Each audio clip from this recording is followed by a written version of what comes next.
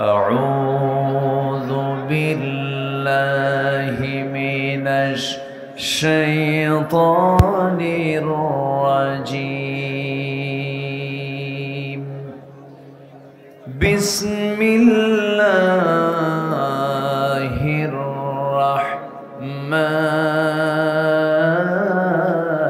الرحيم إن الله وملائكته يصلون على النبي يا أيها الذين آمنوا صلوا عليه وسلموا تسليما اللهم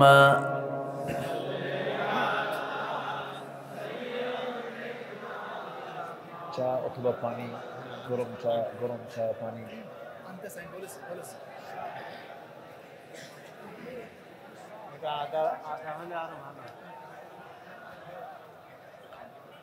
একটু মহব্বত দিয়ে নবীর প্রেমে মাতোয়ারা হয়ে জবান খুলে আওয়াজ দিয়ে সবাই বলুন আল্লাহুম্মা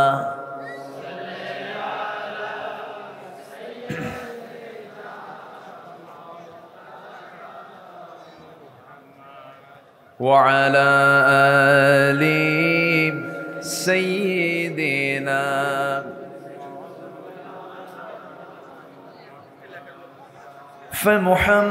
فمحمدنا هو سيدنا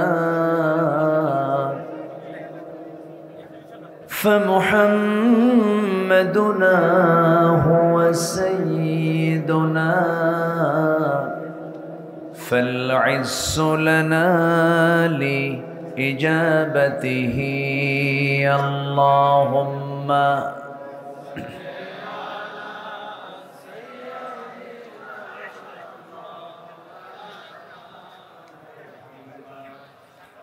وعلى آل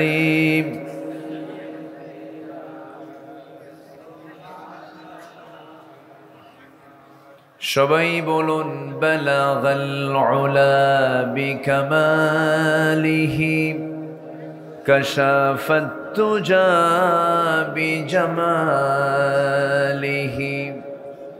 হাসনাত জামিউ খিসালিহি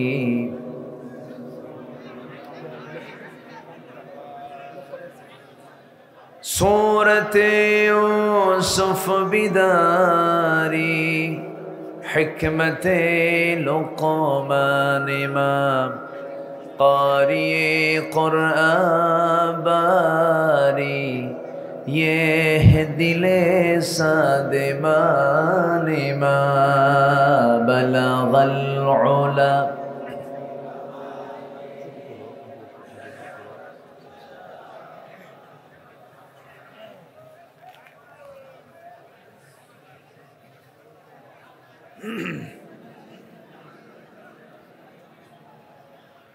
আমি কোরআনের সুর মাঝে শুনেছি যে নাম আজানের সুর মাঝেও শুনেছি সে নাম ও নাম শুনেছি আমি আমার হৃদয় হে রাসূল নবীজি তোমায় হে রাসূল নবীজি তোমায় সবাই বলি সাল্লাল্লাহু আলাইহি ওয়াসাল্লাম।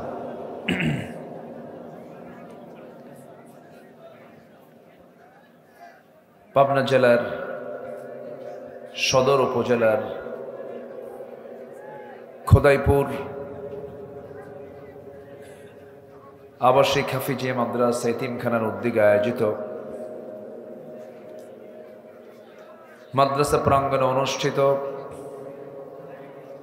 ৬২তম বার্ষিক তাফসীরুল কোরআন ওয়াজ মাহফিল 2024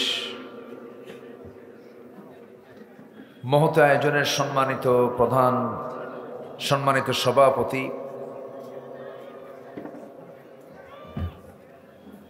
জনাব মাওলানা ইদ্রিস আলী সাহেব, আজকের মাহফিলের বরেণ্য অতিথিবৃন্দ, বরেণ্য অতিথি অ্যাডভোকেট শামসুর রহমান শিমুল বিশ্বাস, বরেণ্য অতিথি পাবনা ইসলামিয়া মাদ্রাসার সম্মানিত প্রিন্সিপাল মাওলানা ইকবাল হোসেন, আজকের মাহফিলের বরেণ্য অতিথিবৃন্দ, হযরত উলামায়ে কেরাম, ফদলা ইজাম, সুশীল সমাজ, জাতির শ্রেষ্ঠ সন্তান, শিক্ষক মণ্ডলী, জাতির বিবেক সাংবাদিক বৃন্দ, সামনে উপস্থিত, দূরে কাছের বিভিন্ন স্থান থেকে ছুটে আসা কালেমার ঝান্ডাবাহী, তৌহিদের পতাকাবাহী, দ্বীন ইসলামের নরসারদুল বীর মুজাহিদ, প্রাণ প্রিয় সম্মানিত দ্বীনি ভাইরা,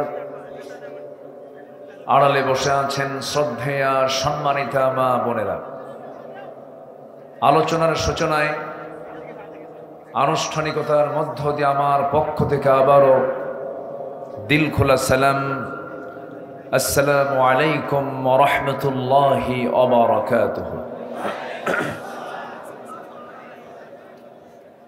সালামের জবাবটি দুর্বল মনে হচ্ছে।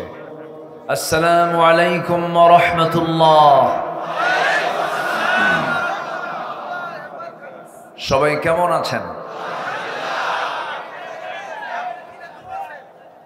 আমাকে প্রশ্ন করেছেন, আল্লাহ তাআলা আমাকে আপনার সাথেই তো রেখেছেন, এক সাথেই তো বসে আছি, ভালো আছি আলহামদুলিল্লাহ।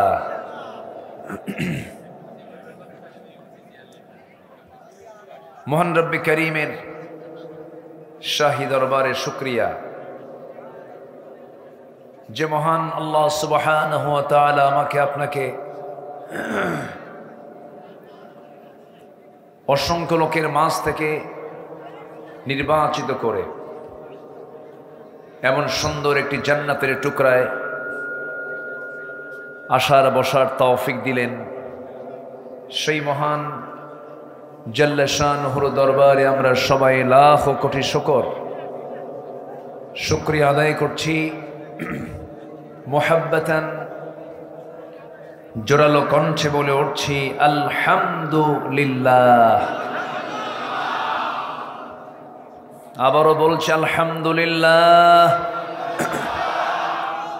সবাই বলছে আল্লাহুম্মা আইন্নি আলা যিকরিকা ওয়া শুকরিকা ওয়া হুসনি ইবাদাতিকা।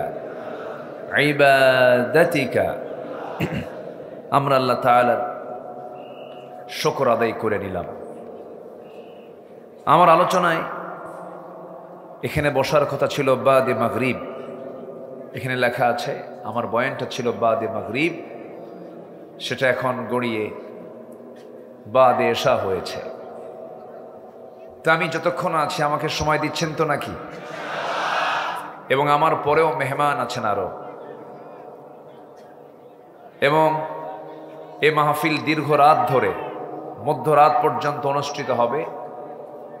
সবাইকে থাকার আমন্ত্রণ জানিয়েই শুরু করছি আমার আলোচনা, কারণ আমরা যেন না ভাবি যে মাহফিলটা শেষ হয়ে যাচ্ছে।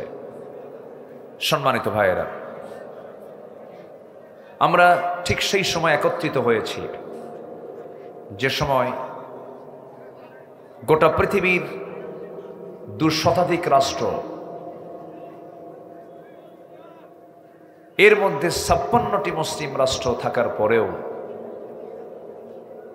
800 কোটি বিশ্বের জনবহুল এই সংখ্যার ভিতরে 180 কোটি মুসলমান থাকার পরেও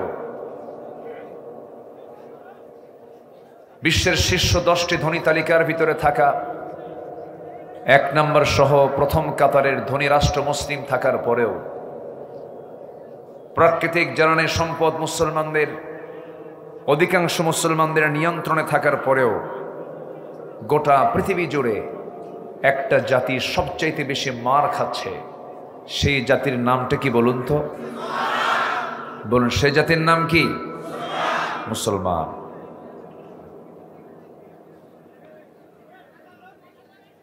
সম্মানিত বন্ধুগণ,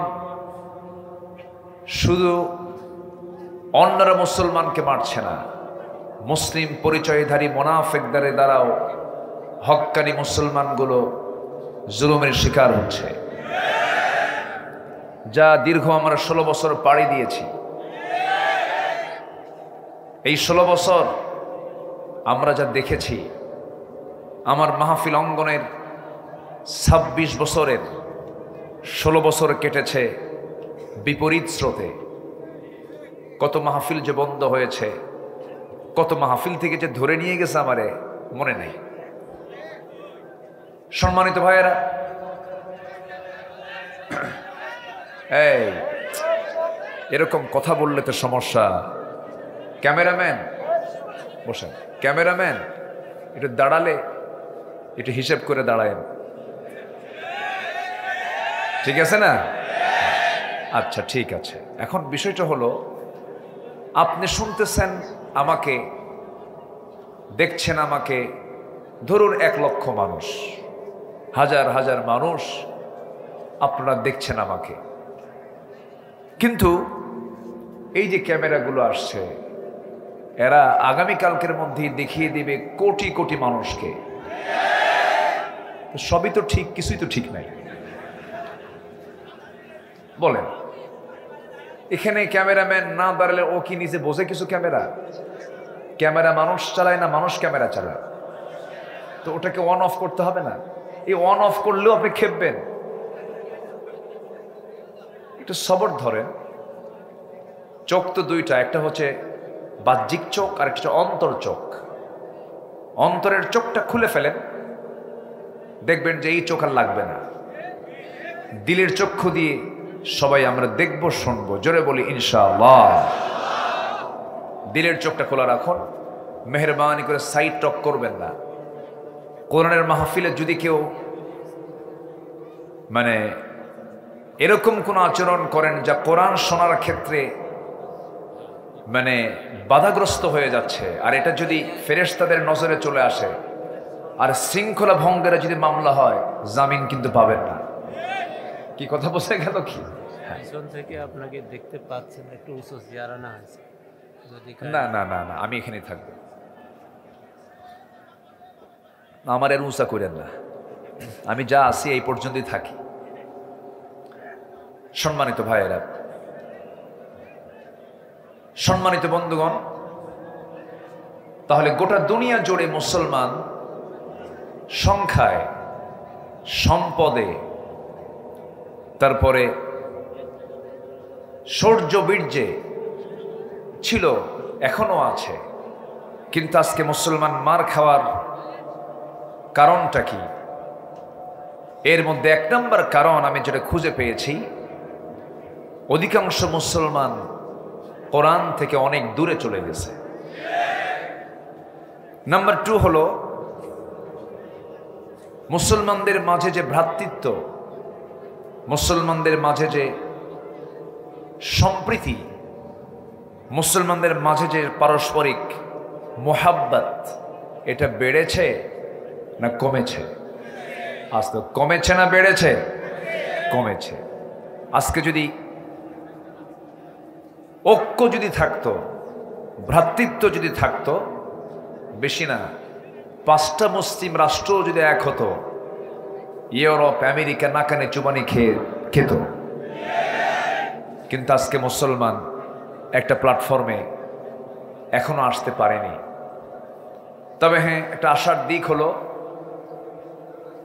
এই তো গত পরশুদিন 2-3 দিন হলো সিরিয়া জুলুম শাহীর কবল থেকে মুক্ত হয়েছে। হাফিজ আল আসাদ এবং তার ছেলে বাশার আল আসাদ তাদের রাষ্ট্রযন্ত্র দিয়ে অসংখ্য মানুষকে তারা হত্যা করেছে, ক্ষমতাকে পাকাপোক্ত করতে চেয়েছিল। কিন্তু সে দেশের মুসলিম মুজাহিদরা বাতিলদের মোকাবেলা করে পরাজিত করে ছেড়েছে। আমাদের দেশও দীর্ঘ 16 বছর জুলুম শাহীর কবলে আক্রান্ত ছিল। যুবকরা, আমার সন্তান, আপনার সন্তানরা, ভাবছিলাম ডিভাইস আক্রান্ত হয়ে, মাদকাসক্ত হয়ে, অসৎ নেতৃত্বের সবলে আক্রান্ত হয়ে মনে হয় তারা শেষ হয়ে গেছে, কিন্তু না, জাতে মাথা তালে ঠিক একদম জায়গা মতো চলে গেছে। মাসাধিক আন্দোলন করে ক্লান্ত শ্রান্ত দেহটা স্বস্তি দেবার জন্য তাদের পছন্দ হয়েছিল হলো গণভবন।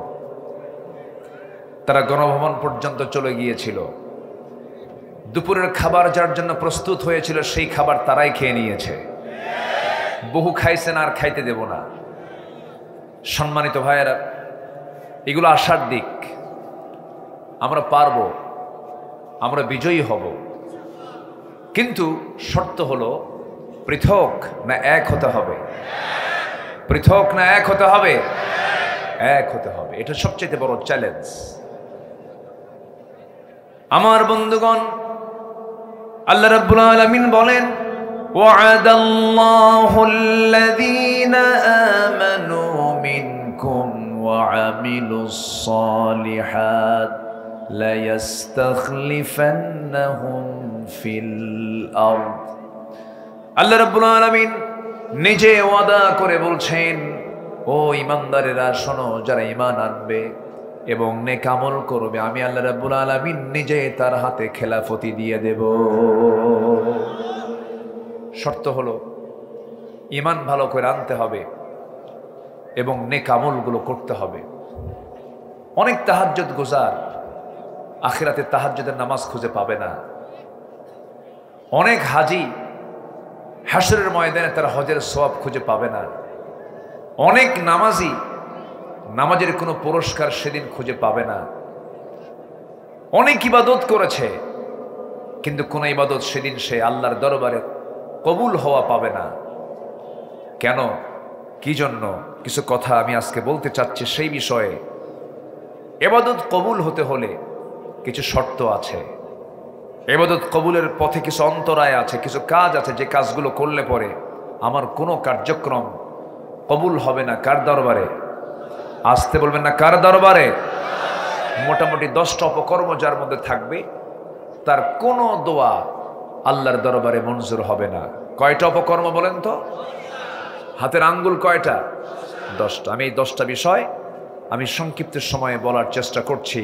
জোরে বলি ইনশাআল্লাহ। সম্মানিত ভাইয়েরা, সম্মানিত বন্ধুগণ, মহান রব্বুল আলামিন আমাকে আপনাকে নির্দিষ্ট একটা লক্ষ্য নিয়ে, একটা লক্ষ্যে দুনিয়াতে পাঠিয়েছেন। সে লক্ষ্যটা হলো আমাকে আপনাকে অন্য কারো গোলামি করা যাবে না। একমাত্র গোলামি আইন মেনে চলতে হবে। কার? আসতে বলবেন না, কার? আল্লাহ। এটা হচ্ছে এই পৃথিবীতে আল্লাহ পাক যে আমাকে পাঠিয়েছেন, এই লক্ষ্যে পাঠিয়েছেন। যে লক্ষ্যে পাঠানো হলো, সেই লক্ষ্য যদি পূরণ না হয়, আল্লাহ আমাকে ছাড়বেন? আসতে বলছেন, আল্লাহ আমাকে ছাড়বেন? ছাড়বেন না। আপনি একটা কিষান নিয়েছেন, এই জমিটা তুমি আমাকে খনন করে পুকুর করে দাও। কিন্তু সেই কিষান আপনার জমির মাটি না কেটে অন্যের জমির মাটি কাটলো, পরিশ্রম ঠিকই করলো, কিন্তু আপনি কি তার পাওনা দিবেন? আজ থেকে পাওনা দিবেন? কেন দিবেন না?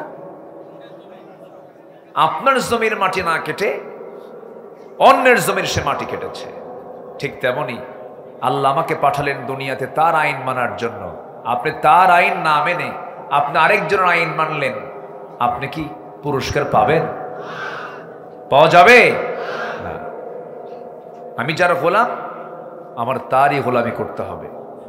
এই 16 বছর সরকারের গোলামি করেছে কিছু 5টা গোলামগুলো, ঠিক কিনা?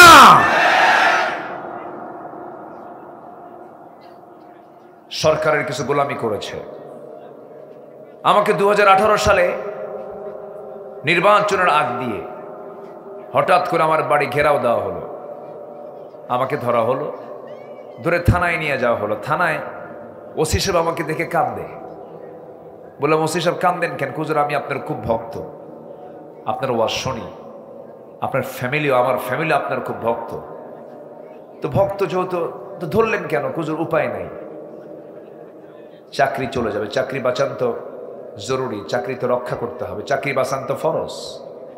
আমারে ফতুয়া দিল। তাই আমি বললাম, চাকরি বাঁচান যদি ফরজ হয়, ইমান বাঁচান তো নফল।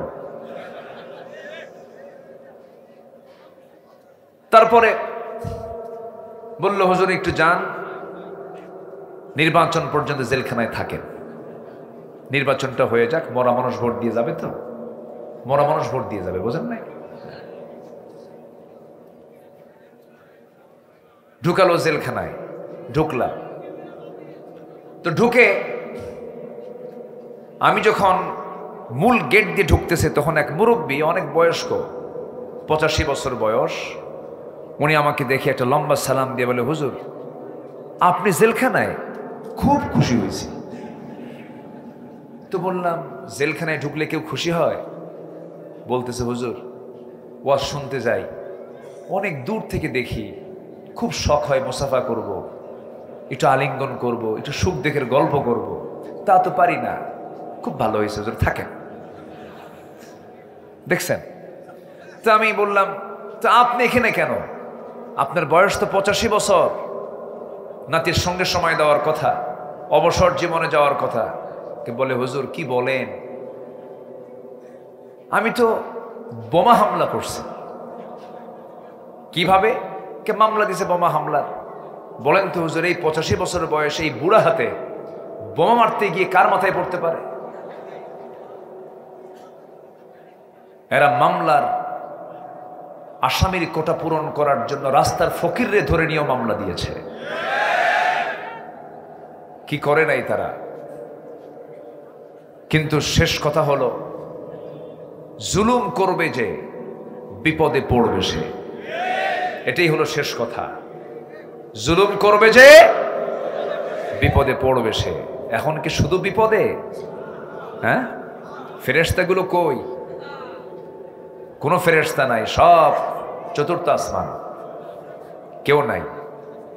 এখানকার স্থানীয় এমপি মহোদয় আমাকে ফোন দিয়ে বলে, আপনি পাবনায় ঢুকবেন না, এটা আমার। চিন্তা করা যায়, জমিন কোনো ব্যক্তির হতে পারে?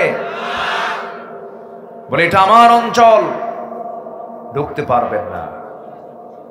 যখন বলেছিল রাজাকারের নাতিপুতিরা চাকরি পাবে, এগুলো অহংকারের কথা। অহংকার যখন কারোর মধ্যে ঢুকে যায়, পতন তার অপরিহার্য হয়ে পড়ে। পতন হয়নি? পতন হয়নি? হয়েছে। অহংকার করা যাবে না।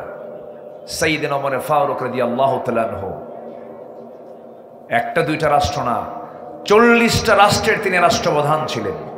কয়টা? এখন প্রেজেন্ট ওয়ার্ল্ডে তার এরিয়া হয়ে গেছে 40টা রাষ্ট্র। এই 40 রাষ্ট্রের রাষ্ট্রপ্রধান তিনি বসে আছেন, তার সামনে একজন সাহাবী এসে একটা হাদিস বর্ণনা করছেন, যার মধ্যে যাররা পরিমাণ অহংকার থাকবে সে জান্নাতে ঢুকবে না। এই হাদিস যখন তার কানে যখন সুন্দর করে যখন ওই সাহাবী শুনিয়ে দিলেন, সাইয়েদনা ওমর ফারুক চট করে তিনি মাটিতে পড়ে লুটে লুটে কাঁদতেছেন, শিশুর মতো কান্নায় ভেঙে পড়লেন। গোটা শরীর তার দুর্ধুলায় মলিন হয়ে গেল। বলা হলো, ওমর এমন করে কান্দো কেন? তিনি বলছেন, আমি একজন রাষ্ট্রপ্রধান, অর্ধ দুনিয়া আমি চালাই। মাঝে মাঝে আমাকে যখন কেউ শাসক বলে ডাকে, খলিফা বলে যখন ডাকে, তখন মনে হয় আমি একজন খলিফা, কিন্তু আমার মন বলছে, আমার মনে হয় ভিতরে অহংকার আমার ঢুকে গেছে। বারবার চোখের পানি ফেলে ইস্তিগফার পড়ছিলেন, আর আকাশের দিকে দুটো হাত তুলে দোয়া করে বলছেন, আয় আল্লাহ তাআলা, আমার তো মনে হয় গোটা দুনিয়ার সকল মানুষকে তুমি জান্নাত দিয়া দিয়া যদি বলো একটা বান্দা শুধু জাহান্নামে যাবে, আমার মন বলছে সে একটা বান্দা জাহান্নামে, অন্য কেউ হবে না, আমি ওমর হব। নিজেকে কি ছোট মনে করেছেন তারা, নিজেকে তারা কত বড় আসামি মনে করতেন, কি ছোট্ট হয়ে চলতেন, নিজেকে নগণ্য ভাবতেন। সাইয়েদনা আবু বকর রাদিয়াল্লাহু তাআলা আনহু যখন তার খেলাফত আমল, রাতের বেলা জনগণকে দেখতে যেতেন খালি পায়ে। কি পায়ে? খালি পায়ে। সাইয়েদনা ওমর ফারুক বললেন, খালি পায়ে আপনি রাস্তায় হাঁটতেছেন, ঝুঁকিপূর্ণ পথ, পাথরের সঙ্গে ধাক্কা লেগে চামড়া ফেটে রক্ত বের হয়ে যাবে, কষ্ট পাবেন আপনি। আপনি জুতা কেন পরেন না রাতের আধারে? সাইয়েদনা আবু বকর সিদ্দিক রাদিয়াল্লাহু আনহু চোখের পানি ফেলতে ফেলতে বলছে, ভাই ওমর, জুতা পায়ে আমি হাঁটতে পারি, কিন্তু জুতা পায়ে যখন হাঁটবো, আমি খরম জুতা দিয়ে যখন আমি হাঁটবো, একটা আওয়াজ বের হয়ে যাবে। সে আওয়াজে যদি এই জনপদের কোনো ঘুমন্ত ব্যক্তির, কোনো নাগরিকের, ঘুমন্ত নাগরিকের যদি ঘুম ভেঙে যায় আমার পায়ে হাঁটার আওয়াজে, কিয়ামতের দিন আমি আবু বকর আসামের কাঠগড়ায় দাঁড়িয়ে তারা জবাব দিতে হবে।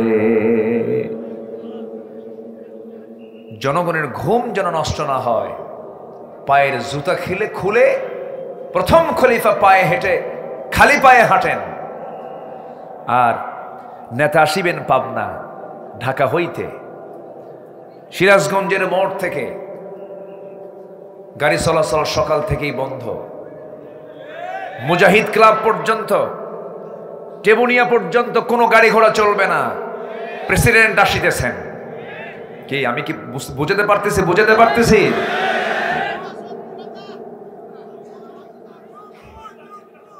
অ্যাম্বুলেন্সের গাড়ি পর্যন্ত নিতে দেওয়া হয়নি।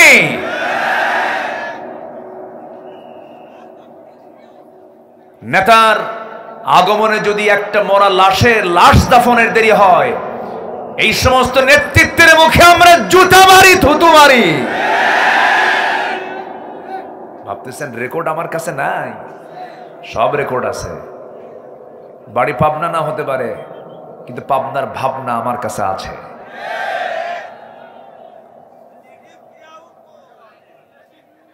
কষ্ট পাচ্ছেন নাকি? কষ্ট পাচ্ছেন? একজন বলেছে এটা হচ্ছে লেডিস ফেরাউন। দেখছেন কি সুন্দর বক্তা, দেখছেন?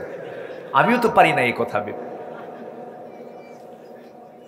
ফেরাউন ছিল হলো পৃথিবীতে বেঁচে ছিল 1600 বছর, আর এরা ছিল 16 বছর। সংখ্যার বিলটা দেখছেন? দুজনের বৈশিষ্ট্য একই রকম ছিল। ফেরাউনও তার একটা রোগ ছিল, জনগণ চাক আর না চাক ক্ষমতা ছাড়ুন না। এদের রোগ কোনটা ছিল বলেন? দুটা না একটা?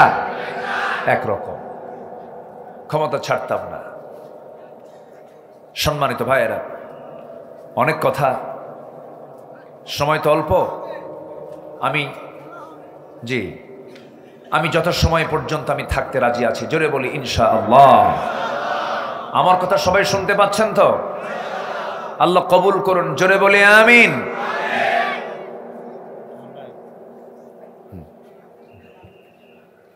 সম্মানিত ভাইয়েরা, তাহলে ইবাদত কবুল হতে হলে 10টা অপকর্ম ছাড়বো আমরা। 10টা অপকর্ম, 10টা অপরাধ আমাদের জীবনে নিয়ে আসা যাবে না। 1 নম্বর হলো মুনাফিকি। 1 নম্বর কি বলেন? মুনাফিক তো পাবনায় নাই। হ্যাঁ, মুনাফিক পাবনায় আছে? আচ্ছা, হ্যাঁ না, যারা আছে তারা আছেই, তবে কিছু বের হয়ে গেছে। তবে মুনাফিকটা এটা এমন একটা বিষয়, নিফাকতা মুক্ত সবাই এমনটা বলা কিন্তু মুশকিল। যেরকম মুনাফিককে চেনার 1 নম্বর আলামত হলো ইন্নাল মুনাফিকিনা লাকাযিবুন, মুনাফিকরা মিথ্যা বলে।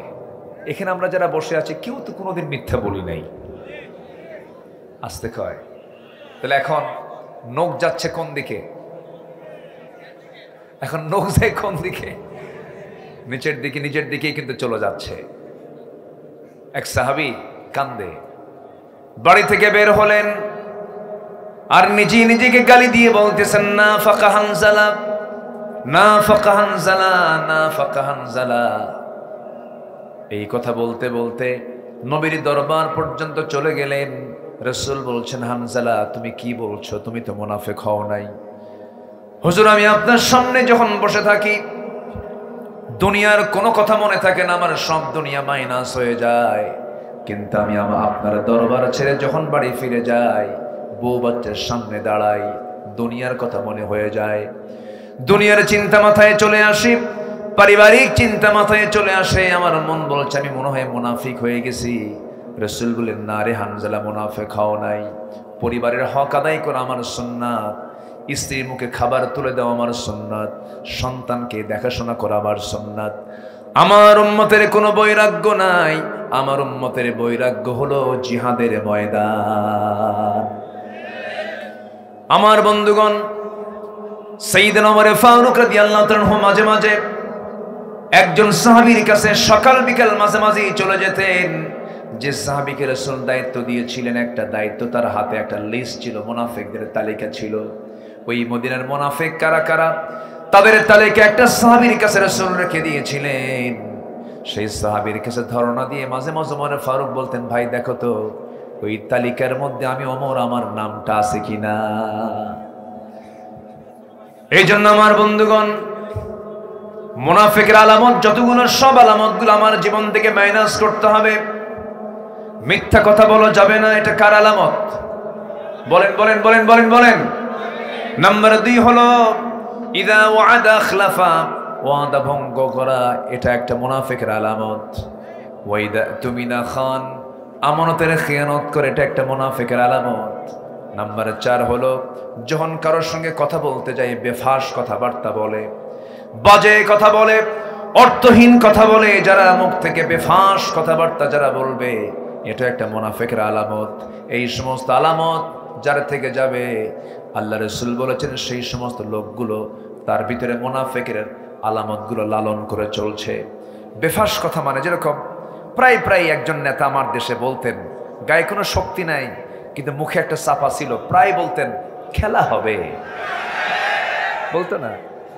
তো কই ও কই আছে কি? আন্ডারগ্রাউন্ড না কোন গ্রাউন্ডে আছে খুঁজেই তো পাওয়া যাচ্ছে না। খেলবেন কার সাথে? এই কথাটা খুবই নোংরা কথা। একটা জাতীয় রাজনীতিবিদ, একজন দেশের একজন শীর্ষস্থানীয় ব্যক্তি হয়ে এত নোংরা ভাষা বলতে পারে? নোংরা হলেই নোংরা কথা মুখ থেকে বের হয়।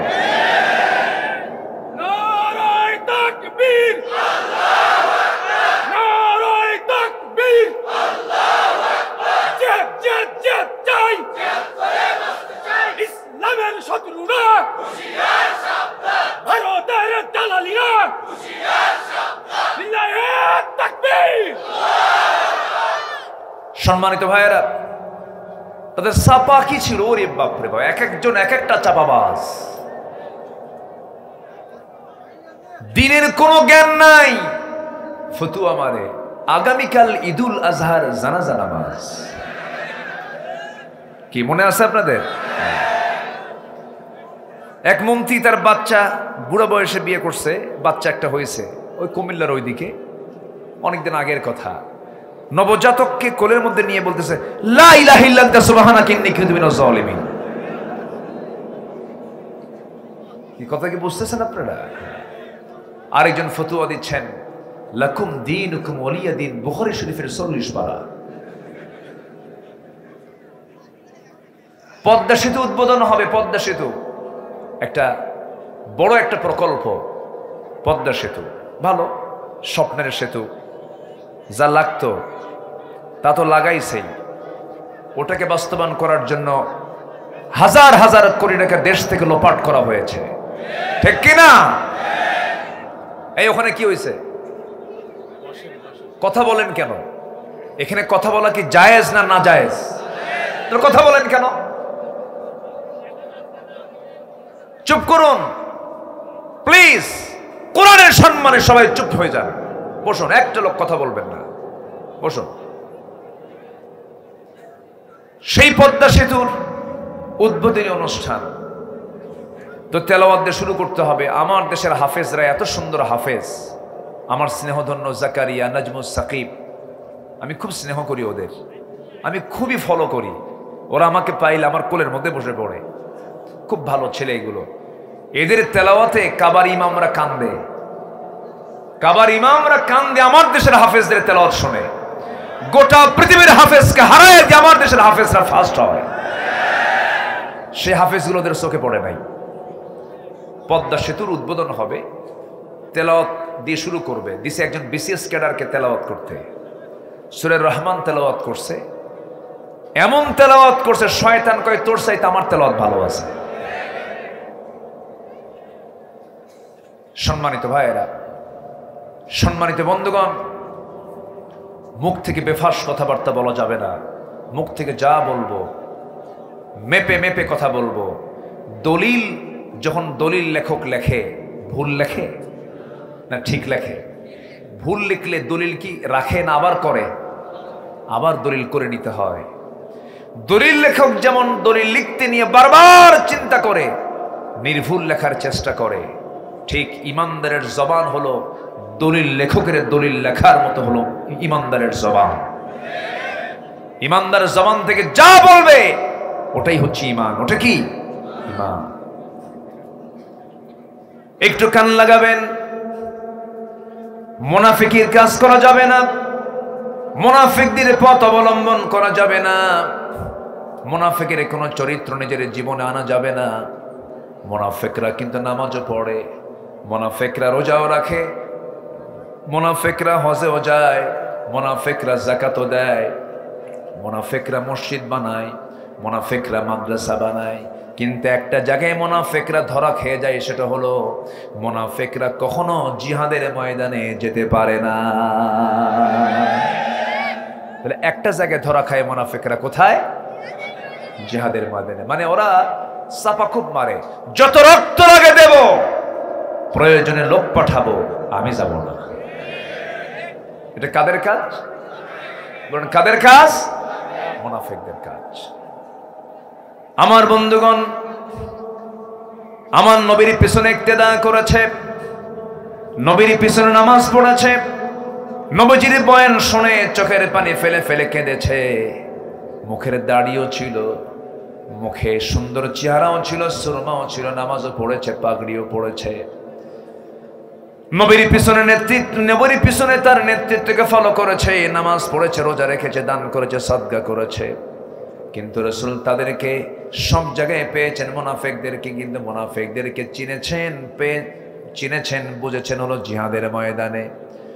ওরা জিহাদের ময়দানে আসলেই তাদের চেহারা শুকায় যেত, সেই জায়গা থেকে পলায়ন করে ফেলতো। আমার নবী মুনাফিকদেরকে চেনার জায়গা হিসেবে জিহাদের ময়দানকে তিনি চিনে নিয়েছেন, বুঝে নিয়েছেন।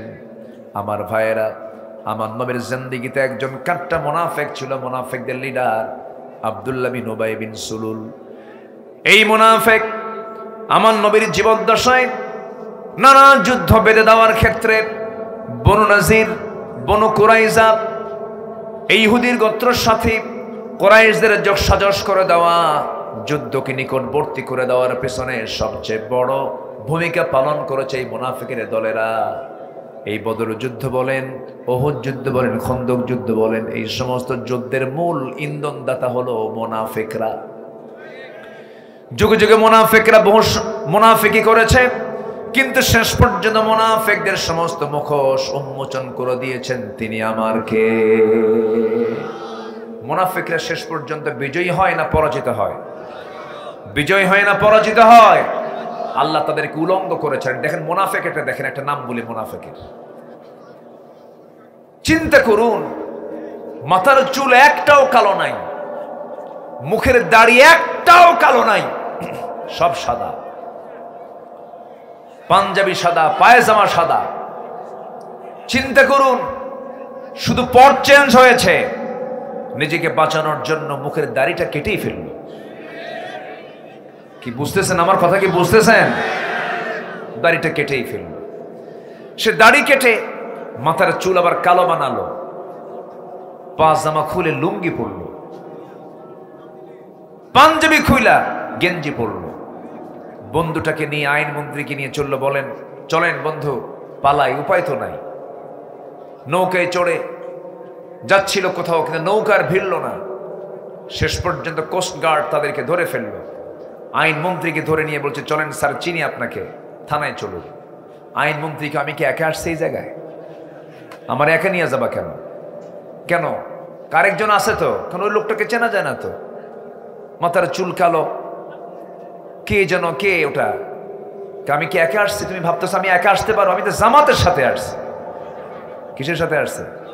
হ্যাঁ, উপায় নাই তো। তো ওটা কে? ভালো করে দেখো, ওটাই দরবেশ।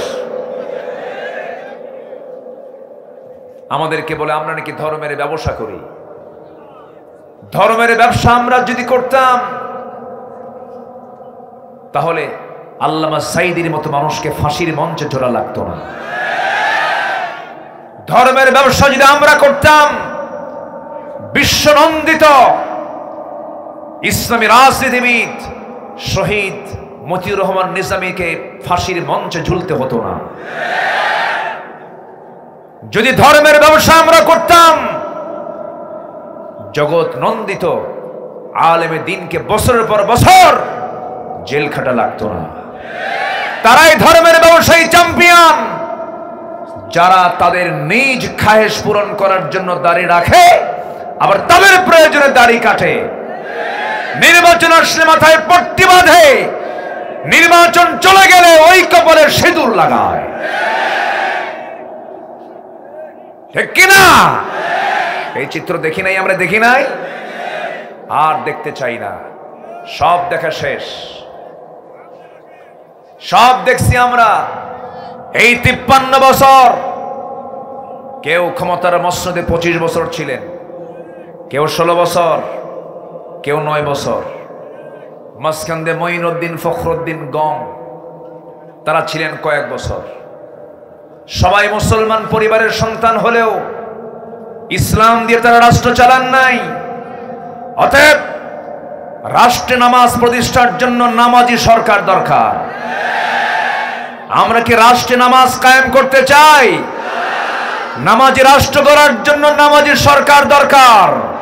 এমন নামাজি রাষ্ট্র দেখতে চান কারা কারা? হাত উঁচু করে দেখা।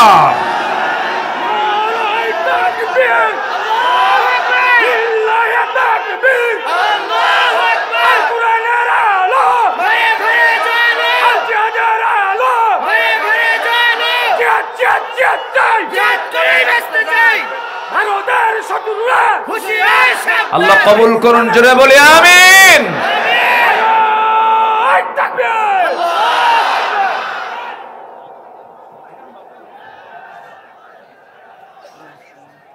কি হইছে? ও দেখা যায় না, আমারে দেখা যায় না।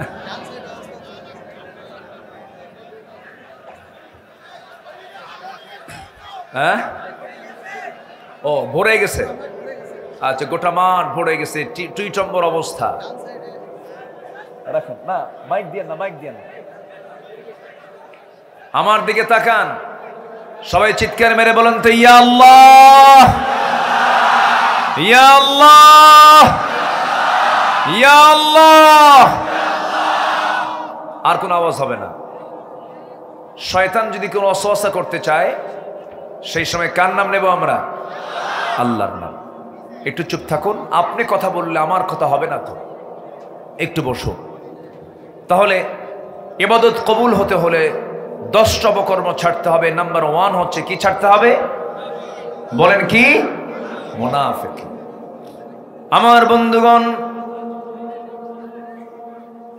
এই মুনাফিকরা রাসূলকে অশান্তির মধ্যে রেখে দিয়েছিল, নবীজিকেও শান্তিতে থাকতে দেয় নাই।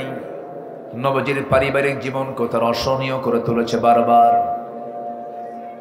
আমার বন্ধুগণ, আমার নবীর পিছনে নামাজ পড়েছে তারা, আবার শত্রুতা করেছে তারা আড়ালে আড়ালে। মুনাফিকদের যে কোনো দোয়া কবুল হয় না, মুনাফিকদের যে কোনো ইবাদত কবুল হয় না। ছোট্ট একটা ইতিহাস মনে পড়ে গেল। আমার নবীজির ওই জীবদ্দশায় মুনাফিকদের নেতা নবীর জীবদ্দশাইতে সে দুনিয়া থেকে বিদায় নিয়ে নিল, কিন্তু ওই মুনাফিকের একজন সন্তান ছিলেন আমার নবীর খুব প্রিয় সাহাবী। এসে কেন্দে কেন্দে বলছেন, ইয়া রাসূলুল্লাহ, আমি জানি আমার বাবা খারাপ মানুষ ছিলেন, মুনাফিক ছিল, কিন্তু আমার তো বাপ হয়। ইয়া রাসূলুল্লাহ, আমি আপনার কাছে এসেছি, আমার বাবার গোসল সম্পন্ন করেছি, দয়া করে আপনি যদি আপনার পরনের জুব্বা যদি দিতেন আমি খুব খুশি হতাম। নবীজি তার গায়ের একখানা জুব্বা সাহাবী বলার কারণে তার হাতে তুলে দিলেন। সাহাবী করলেন কি, মুনাফিক বাবার গায়ে নবীর জুব্বা গায়ে তুলে দিলেন। কিছুক্ষণ পরে সে বলছেন, ইয়া রাসূলুল্লাহ, আমার বাবা তো দুনিয়া থেকে বিদায় নিয়েছেন, কাফনের কাপড় পরিয়ে দিয়েছে, জানাজা এখনো হয় নাই। হুজুর, আমি সন্তান হয়ে বাবার জন্য তো একটু কামনা করতেই পারি। আমার বাবা মুনাফিক ছিলেন, কিন্তু আপনার কাছে কামনা হুজুর, দেখুন তো আমার বাবার জানাজায় যাওয়া যায় নাকি। আমার নবীজি বলেন, সাহাবীরে, তুমি আমার প্রিয় সাহাবী যখন বলে ফেললে, যাও, আমি তোমার বাবার জানাজায় চলে যাব। রাসূল জানাজায় হাজির হলেন।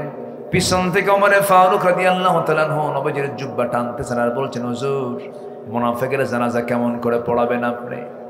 মুনাফিকের জানাজা না পড়ালেই ভালো হয়। রাসূল বলছেন, ওমর রে, আমার প্রিয় সাহাবীর বাপ মারা গেছে, আমি কেমন করে মানা করি, আমারে কিচ্ছু বলো না। আমার নবীজি জানাজা সম্পূর্ণ করলেন, সঙ্গে সঙ্গে আল্লাহর পক্ষ থেকে ফয়সালা হয়ে গেল, ইস্তাগফির লাহুম আও লা তাস্তাগফির লাহুম ইন তাস্তাগফির লাহুম ৭০ মাররাতান ফালাই ইয়াগফিরাল্লাহু লাহুম। হে রাসূল, আপনি তাদের জন্য ক্ষমা চান অথবা না চান, আপনি যদি ৭০ বারেরও বেশি বারও ক্ষমা চান, কোনো কাম হবে না। কারণ মুনাফিকদের কোনো দোয়া তাদেরও নয়, তাদের জন্য যারা দোয়া করবে তাদের কোনো দোয়া আল্লাহর দরবারে মঞ্জুর হবে না। এত বড় মারাত্মক একটা জাত হলো মুনাফিক। আল্লাহ রাব্বুল আলামিন বলেন, ইয়া আইয়ুহান নাবিয়্যু জাহিদিল কুফফারা ওয়াল মুনাফিকিনা ওয়াগলুয আলাইহিম ওয়া মাআওয়াহুম জাহান্নাম। হে নবী, আপনি মুনাফিকদের বিরুদ্ধে, কাফিরদের বিরুদ্ধে যুদ্ধ ঘোষণা করুন। ওয়াগলুয আলাইহিম, তাদের ব্যাপারে আপনি কঠোর হন, নরম হলেই বড় বিপদ হয়ে যাবে। এই জন্য মুনাফিকদের ব্যাপারে আল্লাহ নিজেই বলেছেন শিথিলতার কথা না, কঠোরতার কথা। কঠোরতার কথা বলেছেন। মুনাফিকদের সঙ্গে কোনো আপোষ করার কোনো প্রশ্ন আসে না, কোনো প্রশ্ন নাই। মুনাফিকদের ব্যাপারে কোনো শিথিলতার কোনো সুযোগ ইসলাম দেয়নি। শত্রুকে কখনো প্রশ্রয় দিতে ইসলাম মানা করে দিয়েছে। চিন্তা করে দেখুন, এই 16টি বছরের মধ্যে কতগুলো অপকর্ম হয়ে গেল। এর মধ্যে সবচেয়ে বড় অপকর্ম যেটা হলো, মানুষের জীবনের কোনো দাম ছিল না, মানুষকে পাখির মতো গুলি করে মেরে মেরে শেষ করে দিয়েছে। আরে কেমন করে মারলো!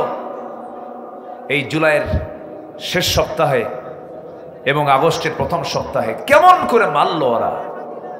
একটু কি দিলে দয়া হলো না? মুগ্ধ পানি নিয়ে রাজপথে নেমে পড়েছে আর বলছে, পানি লাগবে কার? আমার কাছে পানি আছে। সেই ছেলেটাকে পর্যন্ত গুলি করে শেষ করে দেওয়া হলো। সম্মানিত ভাইয়েরা, সম্মানিত বন্ধুগণ, যে বিজয়টা এসেছে, এই বিজয়কে লালনের মধ্য দিয়ে আমরা আগামীর সূর্য দেখতে চাই বাংলার জমিনে, ইসলামের সূর্য। এর জন্য যদি আরো জান মাল দিতে হয়, সবাইকে রাজি আছেন? রাজি আছেন কারা কারা? হাত উঁচু করে দেখান মুসলমান। ইসলামের শত্রুরা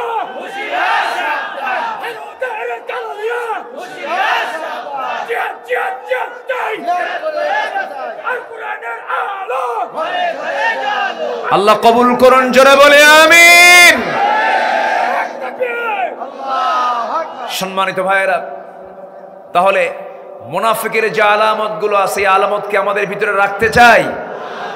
মিথ্যা কথা বলবো, ওয়াদা ভঙ্গ করব, আমানতের খেয়ানত করব, মুখ থেকে বেফাস কোনো কথাকে বের করব?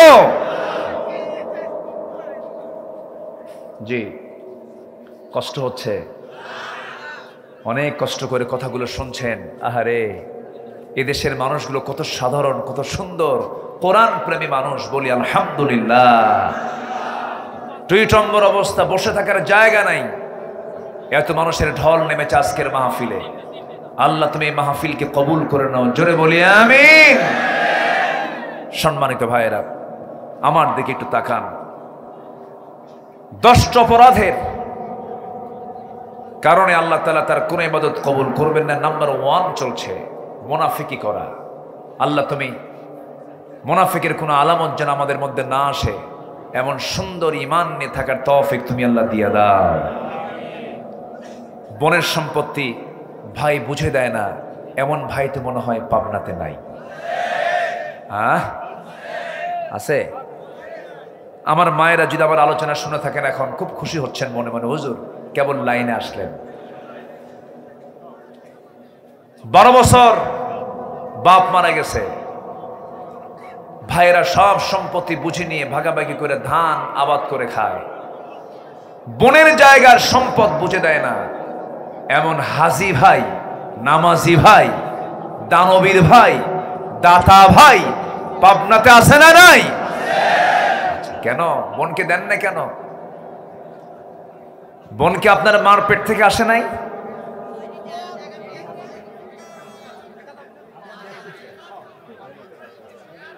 জি এই থামেন না, থামেন। এই শোনেন, তারা তো অতিথি, অতিথি সম্মান করতে হবে না? হ্যাঁ, একটু বসো না, আমাদের মন ভাঙবে না ইনশাআল্লাহ। জি একটু বসেন, একটু কষ্ট করে বসেন, কথা না বলি। মঞ্চটা থাকতে হয় নীরব। আমি তো মনে করি মঞ্চে কোনো লোকই থাকা ঠিক না, খালি কানাকানি হয়। এটা আলোচকের আলোচনা একটু বিঘ্নিত হয়। একটু চুপচাপ থাকেন, একটু মেহেরবানি করে। আমি লক্ষ্য করছি প্রায় প্রায় কথাগুলো হয়। একটু মেহেরবানি করে একটু চুপ থাকেন। জি হ্যাঁ, জি একটু বসুন, আমার দিকে তাকান। এই বলা যাবে না, আমার দিকে তাকান। তাহলে বোনের সম্পত্তি বুঝিয়ে দিতে হবে, এর মধ্যে ঈমান আছে না নাই? ঈমান আছে না নাই? কিন্তু বোনকে তো সম্পত্তি দেয় না, বরঞ্চ বোনকে আবার কৌশলে ফাঁকি দেওয়া যায় কেমনে, সেই পন্থা অবলম্বন করে। যেগুলো জমির দাম নাই, রাস্তার ধারের জমিগুলো সব ভাইরা বুঝে নিয়ে বিল ঝিল, বুঝতে পারতেছি কিনা আমি জানি না, মানে যেটাতে যেতে হলে নৌকা ছাড়া উপায় নাই, পানি, সে অংশগুলো বুঝায় দিয়ে বলে, বোন তোমাদের জন্য না ওইটুকু রাখছি। এবং ওটার মেইন যে দলিল কাগজপত্রগুলো তা বুঝে দেয় না, কাছেই রাখে। আবার ওইদিকে উনি ট্রিপল হাজি, 3 বার হজ করছে। বোনকে মাঝে মাঝে আবার দাওয়াত দেয়, বোনকে মাঝে মাঝে দাওয়াত দিয়ে পাশে বসায়া, মনে করেন সেই কুমিল্লার রসমালাই, টাঙ্গাইলের চমচম, নাটোরের কাঁচাগোল্লা, বগুড়ার দই, যশোরের খই আর পাবনার পায়েস। আজকে কিন্তু পায়েস খাওয়ান নাই আপনারা আমাকে, এটা কিন্তু চরম মিস করছেন।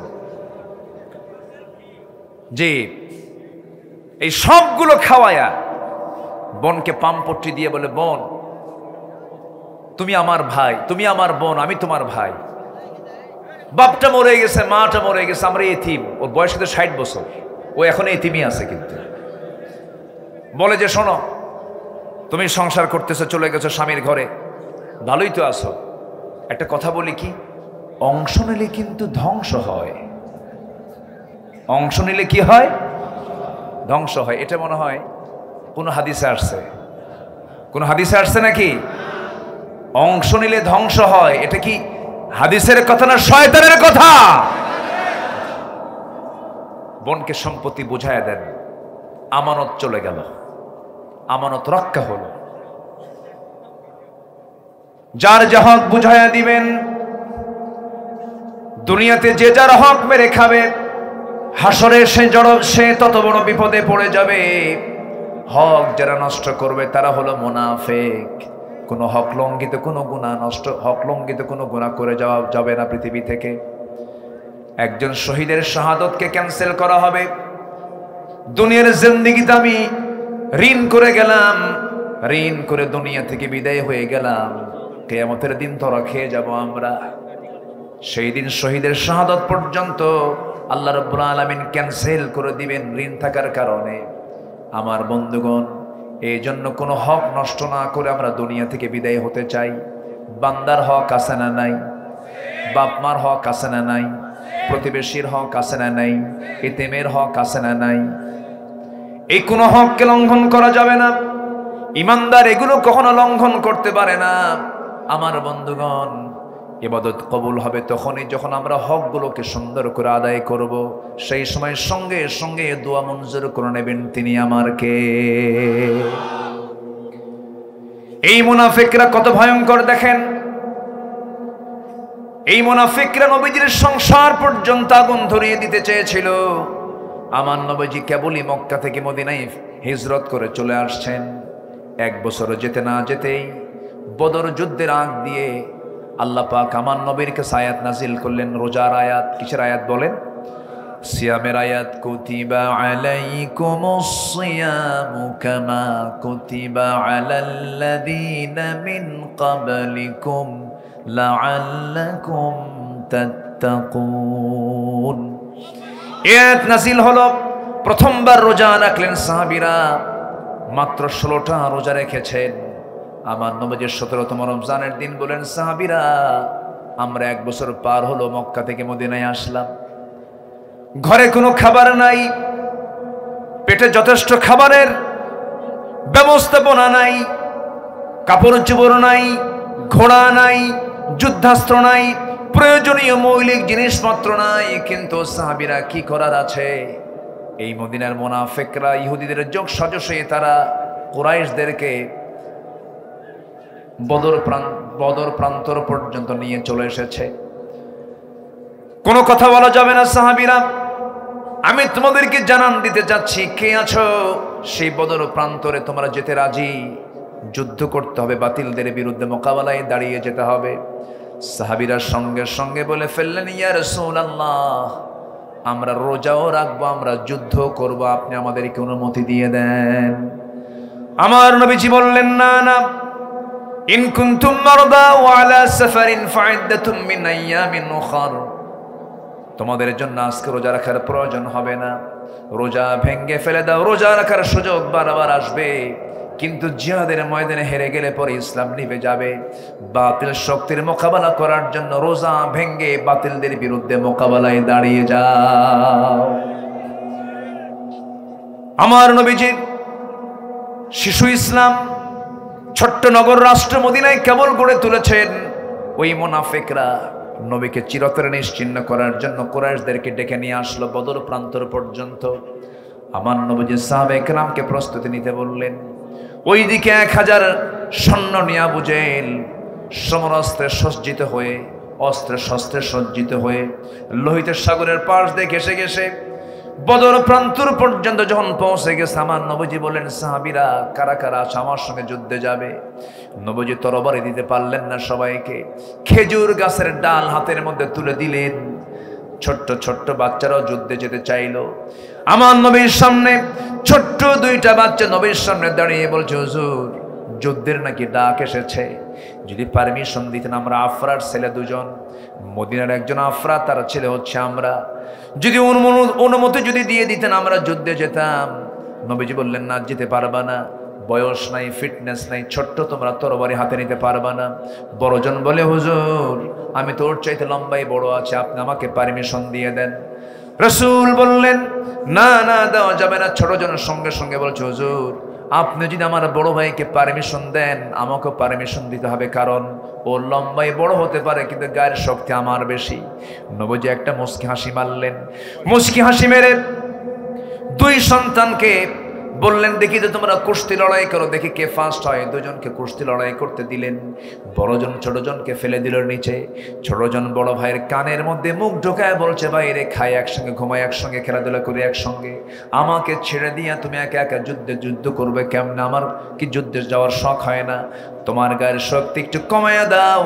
ও ভাই, তোমার বুকের উপরে একবার উঠে বুঝায় দেই শক্তির দেখতে আমিও কোনো অংশে কম নই। নবীজি টের পেলেন, মুস্কি একটা হাসি মেরে ছোট্ট দুইটা বাচ্চাকে হাতের মধ্যে আকাশের দিকে তাকায়া আল্লাহকে লক্ষ্য করে বলছেন, আয় রাব্বুল আলামিন, এই ছোট্ট দুইটা বাচ্চা আফরার ছেলেদয় মুআজের গায়ের শক্তি নাই, কিন্তু ইমানের বড় শক্তি আছে। পারমিশন দিয়ে দিলেন 11 বছর 13 বছর। সেই বদর যুদ্ধের দিন আমার নবীজি মদিনা থেকে 80 মাইল দূরে বদর নামক প্রান্তর। আমি মক্কা মদিনায় যতবার গিয়েছি, আমি বদর প্রান্তরে গিয়েছি। আমি মক্কা মদিনায় যতবার গিয়েছি, আমি শুহাদায়ে উহুদ দেখেছি। বারবার যাই, বারবার সেই জায়গায় গেলে পরে আগের স্মৃতিচারণ হয়ে যায়। প্র্যাকটিক্যাল দেখলে পরে তার প্রতি যে আকর্ষণ কমে না বাড়ে, আস্তে কমে না বাড়ে। আল্লাহ প্রত্যেক ভাইদেরকে এই সমস্ত জায়গা জিয়ারা করার তৌফিক দান করুন। জোরে বলি আমিন, আরো জোরে আমিন। ইন্নাস সাফা ওয়াল মারওয়াতা মিন শাআইরিল্লাহ, ইন্নাস সাফা ওয়াল মারওয়াতা মিন শাআইরিল্লাহ। আমার বন্ধুগণ, একটু কান লাগাবেন। নবীজি একটা সময় যুদ্ধের দিকে রওনা করলেন। তারা কোথায় 1000, এইদিকে 313 জন, ঘোড়া নাই, তরবারি নাই, কিচ্ছু নাই, যুদ্ধ অস্ত্র নাই। নবীজি রওনা দিয়েছেন। সাহাবীরা 16টা রোজা রেখে দুর্বল হয়ে গেছেন, রোজা রেখে দুর্বল হয়ে গেছেন। এইদিকে খাবার না পেয়ে আরো দুর্বল হয়ে গেছেন। বদর যুদ্ধের দিন আমার নবীজি সাহাবায়ে কেরাম কিনে যেই পাশে দাঁড়ায় ছিলেন, সেই জায়গাটা ছিল হলো উঁচু, সেই জায়গাটা ছিল হলো বালুর জায়গা, হাঁটু পর্যন্ত বালু গেড়ে যায়। সাহাবীরা বলছেন, ইয়া রাসূলুল্লাহি, যুদ্ধ করব কেমনে? কদম তো মজবুত নয়, পাগুলো ডেবে আছে বালুর ভিতরে। আমার রাসূল আকাশের দিকে তাকায়া দুটো হাত উঁচু করে দোয়া করলেন, ও আল্লাহ, সাহায্য করো। ওয়ালাকাদ নাসারাকুমুল্লাহু বিবাদরিন ওয়া আনতুম আদিল্লাহ। আল্লাহ সাহায্যের হস্ত প্রসার করলেন, হাজার হাজার ফেরেশতা দিয়ে আল্লাহ মুজাহিদদের সহযোগিতা করেছেন। জোরে বলি সুবহানাল্লাহ। সেই যুদ্ধের ময়দানে ওই ছোট্ট দুইটা বাচ্চার সামনে দাঁড়ায় আছে। এক সাহাবীকে ডাক দিয়ে বলে, চাচা, যুদ্ধ করতে আসছে, সবার বিরুদ্ধে নয়, কার বিরুদ্ধে কও? আবু জেহেল। কি করবা? খাইয়া ফালাম। আল্লাহু আকবার বলবেন না? কেন এত রাগ তার উপরে? ছোট্ট দুইটা বাচ্চা বলতেছে, এত রাগ হওয়ার মূল কারণ হলো আমাদের প্রাণের প্রিয় রাসূলকে সে নাকি চরম কষ্ট দিয়েছে, মার দিয়েছে, রক্তাক্ত করেছে। আমাদের বড় শখ এই লোকটাকে দুনিয়া থেকে আমরা বিদায় করে দেব। ওই সাহাবীকে বলতেছে বারবার, একটু দেখায় দেন সেই লোকটাকে। দূর থেকে আফসা আফসা চোখে দেখে বলতেছে ওই সাহাবী, ওই যে সাহাবীরা, ওই যে ছোট্ট দুইটা মুআজকে লক্ষ্য করে বলছেন, দেখো ওই যে দেখা যায় ফাঁকা দিয়া ঘোড়ার পিঠে বসে আছে, দুই দিকে দুই পা ছেড়ে দিয়া চতুর্দিকে কাফের মুশরিকরা তাকে পাহারা দিচ্ছে। ওটাই হলো কুরাইশদের লিডার আবু জেহেল। বলতে দেরি হলো, যেতে দেরি হলো না। সিংহের মতো গর্জন দিয়া বাজ পাখির মতো উড়ন্ত হয়ে দৌড় মেরে চলে গেছে তার সামনে। দুই দিকে দুইজন দাঁড়ায় গেছে, ছোট্ট তরবারি পজিশন হাতে নিয়ে দাঁড়ায় গেছে। কেউ টের পায় না এটা কোন গ্রুপের সদস্য। তরবারি দিয়ে সজোরে দুজন মিলে একসঙ্গে আল্লাহু আকবার বলে দুজন দুই পায়ে আঘাত করেছে। ওই যে ঘোড়ার পিঠ থেকে আবু জেহেল ধরাশয়ী হয়ে জমিনে পড়ে গেছে। কোমর সোজা করে আবু জেহেল আর কখনো দাঁড়াতে পারে নাই। আল্লাহু আকবার বলেন, আরো জোরে আল্লাহু আকবার। মুসলমানদের বিজয় হয়েছে অস্ত্র দিয়া, শক্তি দিয়া, না ইমান দিয়া? কে দিয়া? এই জন্য আমরা মুনাফিকি করব না, ইমান ভালো করে আনবো, ইমানটা ভালো করে আনবো। মুনাফিকের কোনো গন্ধ যেন আমাদের মধ্যে না থাকে। জোরে বলি ইনশাআল্লাহ। আবু জেহেল ধরাশয়ী হয়ে পড়ল, কিন্তু এইদিকে বড় ভাই মুআজ রাদিয়াল্লাহু তাআলা আনহু তিনি একাকী পড়ে গেলেন। পিছন দিকে একজন শত্রু এসে, কুরাইশ এসে তার ডান হাতে একটা আঘাত করলো। এক আঘাতে তরবারি ঝনঝন করে পড়ে গেল। ডান হাতটা চামড়ার সঙ্গে ঝুলতে লাগলো। যুদ্ধ করবেন কেমনে? হাত তো কাটা। বাম হাত সামনে দূর মেরে তরবারি হাতের মধ্যে তুলে নিয়া বাম হাতে আবার যুদ্ধ চালাতে লাগলেন। কিন্তু ঝুলন্ত চামড়ার সঙ্গে ঝুলন্ত হাতটা বারবার এসে বাম হাতে ধাক্কা খায়, ডিস্টার্ব হয় মনে করে। যুদ্ধের মাঝেই হঠাৎ করে করলেন কি, মাস ঝুলন্ত চামড়ার সঙ্গে হাতটাকে, ঝুলন্ত হাতটাকে বাম পায়ের নিচে রেখে এত জোরে টান মারলেন, হাতটা ছিটকে পড়ে গেছে। বাম হাতে যুদ্ধ চালাতে গিয়া এক পর্যায়ে দেখা গেল পিছন থেকে আরেকজন কাফের বাম হাতে আঘাত করেছে, বাম হাতটাও কেটে পড়ে গেল, তরবারি ঝনঝন করে পড়ে গেল। যুদ্ধ করবেন কেমনে, দুই হাতই তো নাই। গর্দানটা উড়াইয়া দেওয়া হলো, হাত কাটা হলো, পা কাটা হলো।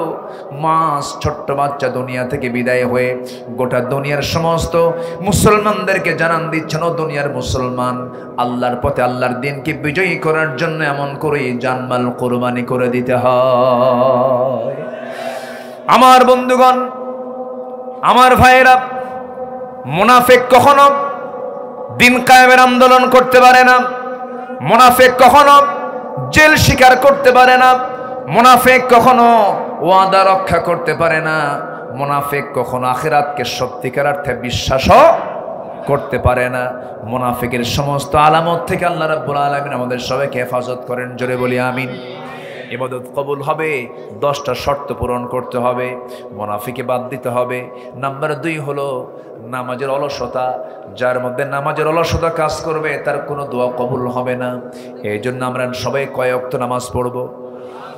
আসতে বলবেন না, কয় ওয়াক্ত নামাজ? সবাইকে পড়তে রাজি আছেন? জোরে বলি ইয়া আল্লাহ, আরো জোরে বলি ইয়া আল্লাহ। আমাদেরকে 5 ওয়াক্ত সালাত আদায় করার তৌফিক তুমি আল্লাহ দিয়া দাও। জোরে বলি আমিন, আরো জোরে আমিন। হাত নামান। বাড়িতে সব সদস্য নামাজ পড়ার দরকার আছে না নাই? যুবকরা, তোমার গ্রামকে তুমি টার্গেট করো, তোমার গ্রামে কারা নামাজ পড়ে আর কারা নামাজ পড়ে না। সতর্ক হয়ে যাও, তোমার গ্রামকে তোমার হেফাজত করতে হবে।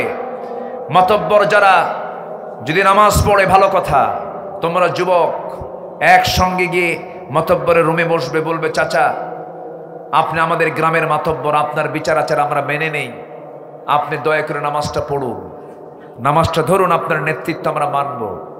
নামাজ পড়বেন, নেতৃত্ব মানব, নামাজ পড়বেন না, নেতৃত্ব মানব না। ঠিক কিনা? আপনার গ্রামকে আপনি সাজান ইসলাম দিয়া। এখন পরিবেশ এসেছে, পরিবেশ এসেছে কিনা বলেন? আপনার চোখের সামনে কোন মহিলা আপনার গ্রামের কোন ঘর থেকে অর্ধলগ্ন হয়ে মাথার চুল ছেড়ে দিয়ে বের হয়, আপনি এটাকে নোট করুন, এটাকে আপনি নোটে নিয়ে আসেন। কয়েকজন যুবক তোমরা এক হয়ে সেই মহিলার বাড়িতে অথবা তার মুরব্বীকে জানিয়ে দিন, জানিয়ে দাও যে দেখুন আপনার মেয়ে অথবা আপনার স্ত্রী অথবা আপনার বোন এইরকম করে অর্ধলগ্ন পোশাক নিয়ে যখন বাইরে বের হয়, আমরা যুবক, আমাদের কষ্ট হয়, আমাদের ঈমান দুর্বল হয়ে যায়, আমাদের চোখের গুনাহ হয়। গ্রামকে বাঁচাতে বোরকা লাগায় দাও, ঠিক কিনা? সম্মানিত ভাইয়েরা, তোমরাই পারবে নতুন বাংলাদেশ গড়তে। 55,000 বর্গ মাইলের 64,000 গ্রাম বাংলার প্রতিটি গ্রামকে আমরা বেনামাজি মুক্ত দেখতে চাই। সবাই দেখতে চান তো ইনশাআল্লাহ? নামাজ, নামাজ, নামাজ। এই দেশের কোন নেতা নামাজের বিল আনে নাই আজ পর্যন্ত। 53 বছর পর্যন্ত, থামুন, 53 বছর পর্যন্ত এই দেশের কোন নেতা, কোন দল নামাজের বিল আসুক, একমাত্র ইসলামী দল ছাড়া, তারা তো ক্ষমতায় যায় নাই, কেউ কিন্তু নামাজের বিল টানে নাই। আমাদের দাবি হলো আমরা সেই নেতৃত্ব দেখতে চাই যারা নামাজ রাষ্ট্রীয় পর্যায়ে কায়েম করতে চায়। এ মতের পক্ষে কি সবাই রাজি আছেন? নামাজ কায়েম হলে সুদ থাকবে না, ঠিক কিনা? নামাজ কায়েম হলে জিনা থাকবে না, নামাজ কায়েম হলে পরে সুদের কোনো গন্ধ সমাজে দেখা যাবে না। আল্লাহ কবুল করুন। আমার বিশ্বাস এদেশে কোরআনের রাজ কায়েম হবে। জোরে বলি ইনশাআল্লাহ, আর জোরে বলি ইনশাআল্লাহ। শহীদের কাতার আছে না নাই? শহীদের রক্তে জমিনে আছে না নাই? রক্ত ভেজা বাংলার জমিন ইসলামী আন্দোলনের জন্য উর্বর থেকে আরো উর্বর হয়ে যাবে। জোরে বলি ইনশাআল্লাহ। সম্মানিত ভাইয়েরা, আমি অনেক আনন্দিত দীর্ঘদিন পর মন খুলে কিছু কথা বলতে পারছি, আলহামদুলিল্লাহ বলেন।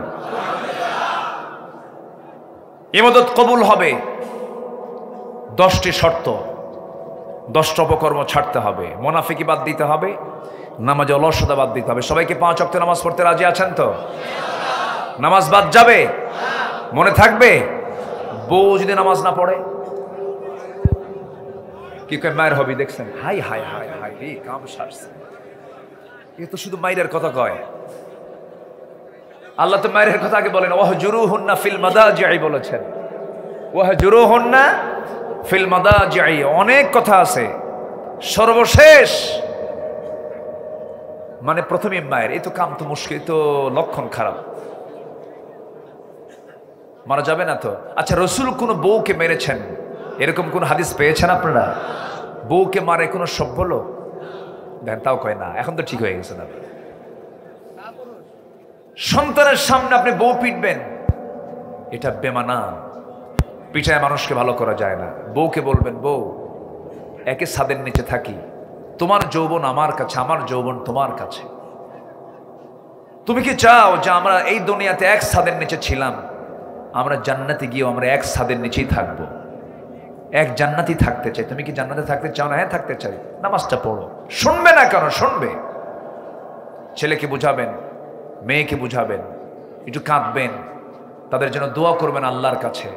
অবশ্যই সব কবুল করে ফেলবেন তিনি আমার কে? আল্লাহ। কু আনফুসাকুম ওয়া আহলিকুম নারা। পরিবারকে নামাজের ব্যাপারে তাকিদ করতে হবে। পড়ার জন্য যদি বলি 2 বার, নামাজের জন্য বলবো 10 বার, ঠিক কিনা? পড়ার জন্য যদি বলি 1 বার, নামাজের জন্য বলবো 5 বার। নামাজ পড়ার চাইতে বড় পড়ার কিছু নাই, ঠিক কিনা বলেন? পড়াশোনা কিছু বাদ দিয়েছে, সমস্যা নাই। নামাজ বাদ দিয়েছে, ফাকাদ কাফার, সে কুফরি করেছে, সে মারাত্মক অপরাধ করেছে। এই জন্য পরিবারে দেখা যায় পড়ার জন্য যে শাসন হয়, নামাজের জন্য সে শাসন হয় না। আমি কি ভুল বলতেছি? শিক্ষার জন্য যে গুরুত্ব হয়, পর্দার জন্য সেই গুরুত্ব দেওয়া হয় না। ষোড়শী মেয়ে বোরকা পরে না, মা বোরকা পরে বের হয়। মা কি পরে বের হয়? বোরকা পরে বের হয়। আর মেয়েটাকে অর্ধলগ্ন করে বাইরে বের করে, যুবকদের ঈমান নষ্ট করার জন্য। এগুলো খেয়াল করতে হবে। যুবকরা নোংরামি করবা না। বিয়ের আগে কোনো প্রেম নাই কিন্তু, ঠিক তো মাহফিলে, কিন্তু বাইরে তো ঠিক থাকো না। বিয়ের আগে কোনো নোংরামি করা যাবে না। বিয়ের আগে প্রেম হয় না। বিয়ের আগে হয় হলো জেনা। বিয়ের পরে প্রেম হয়। বিয়ের পরে কি হয়? প্রেম হয়। বিয়ের আগে কি হয়? জেনা হয়। বিয়ের আগে কোনো প্রেম নয়। অনেকে প্রাউড করে বলে, আমাদেরকে বলে, হুজুর আমাদের না এটা লাভ ম্যারেজ। আমি কই লুচ্চা ম্যারেজ। কি ঠিক কিনা? হ্যাঁ, বিয়ের আগে বিবাহ পূর্ব ওলা মুত্তাখিদি আখদান ওলা মুত্তাখিদাতি আখদান, কোন গোপন গোপন কোন বৈঠক চলিবে না। বিয়ে করবা, সামনের দরজা দিয়ে মুরব্বীকে বলবা, মেয়ের বাপকে বলবা, তোমার বাপকে পাঠায় দিবা, মাকে পাঠায় দিবা, বুক উঁচু করে বলবা, আমার যৌবন এসেছে, আমার যৌবন নষ্ট করতে চাই না বাবা, বিয়ে করা। আজকে যুবকরা দারুণ খুশি, হুজুর ভালো করে এখন বাপ বসে আছে, দেখেন কিছুর আওয়াজ দেয়, আর কিছু বুড়া চাচাও দেখে আওয়াজ দেয়, কি যে করবে আল্লাহ জানে। আমার রাসূল বিয়ে করায় দিতেন। রাসূল কিন্তু খুব বড় ঘটক ছিলেন, বলি আলহামদুলিল্লাহ।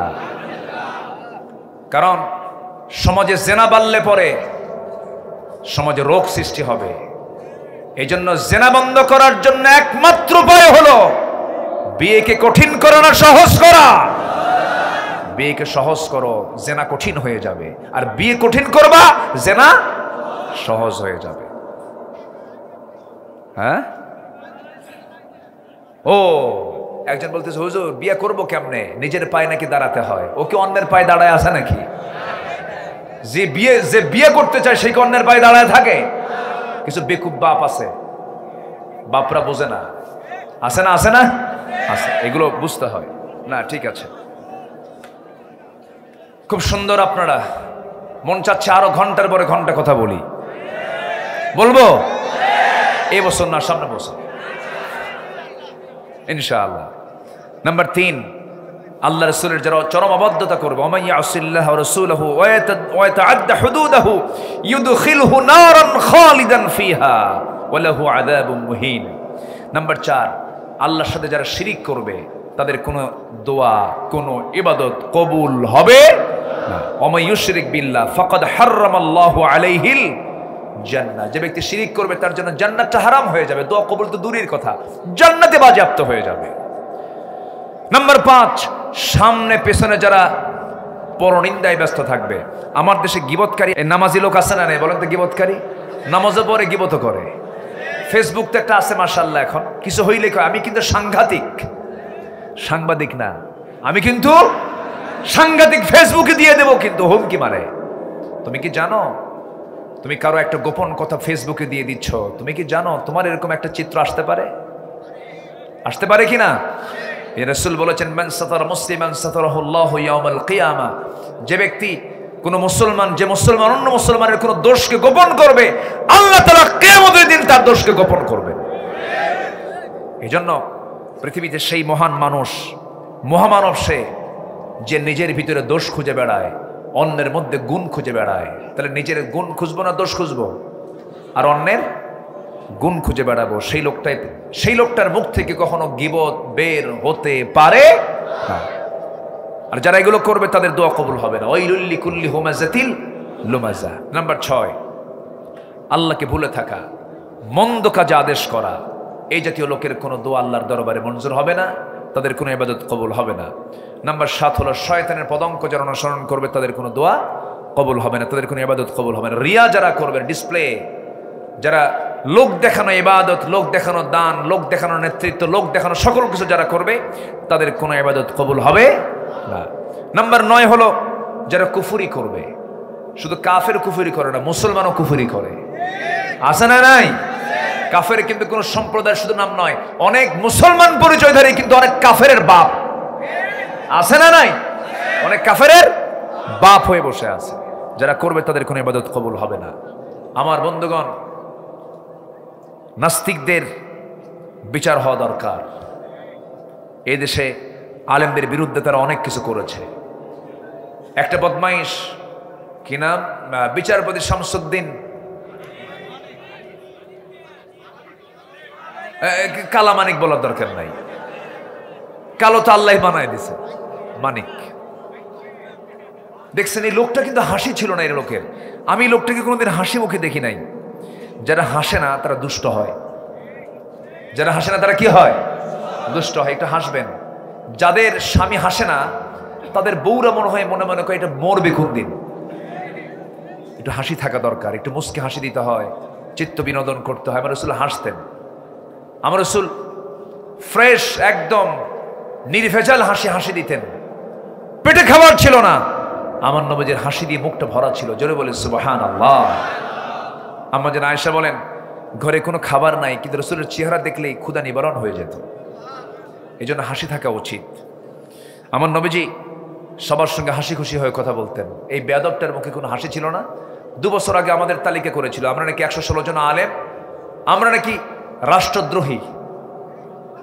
2 বছর পার হয়নি, 2 বছর পার হয়নি, সিলেটবাসী তার ভালো আপ্যায়ন দিয়েছে, একদম কলার পাতার বিছানা দিয়েছে, আর কোর্ট হাজিরার দিন বিসি আউট করে দিয়েছে। ঠিক কিনা? আমরা অবিলম্বে এটাই দৃষ্টান্তমূলক শাস্তি চাচ্ছি তাদেরই, যারা আল্লাহর জমিনের উপরে দাঁড়িয়ে আল্লাহর বিরুদ্ধে যারা কথা বলে। ওই সমস্ত নাস্তিক মুরতাদদের প্রকাশ্যে ঝুলায় মেরে রক্ত, মাংস, হাড্ডি কুত্তা বিলাই দিয়ে খাওয়ানো দরকার। নারায়ে তাকবীর,